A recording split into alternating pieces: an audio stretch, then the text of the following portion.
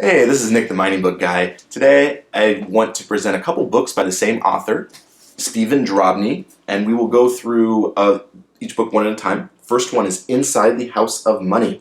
This was written in 2006, and both books are about these, billionaire hedge fund managers, people who have, really, deep thinking, and they're kind of complex thinking, and they are written in a way was hard for me to understand the first few times.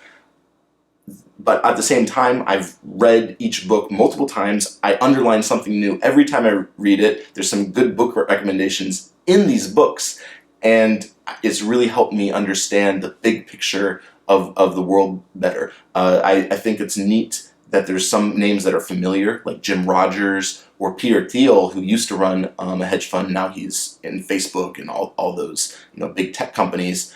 And at the same time, it's interesting to see that some of these guys have blown up. It's been a little bit of a disaster because it was written in 2006, but 2008, 2009, 2010, a lot of them aren't running hedge funds anymore, and you get to understand how things kind of went bad. The other book, The Invisible Hands, is interesting in the sense that none of the interviewees they actually remain anonymous, so you don't know exactly who they are. There's a few of them that you can figure out.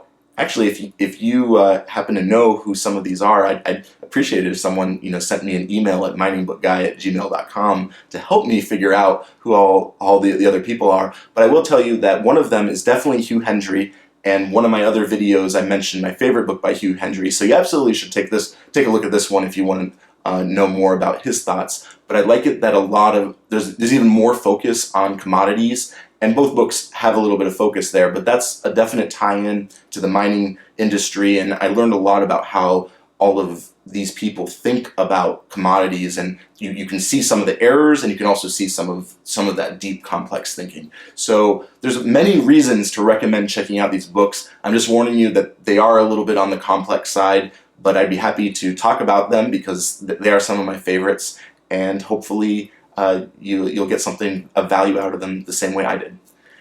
This is Nick the Mining Book Guy. Thanks for watching. Please like, share, and subscribe.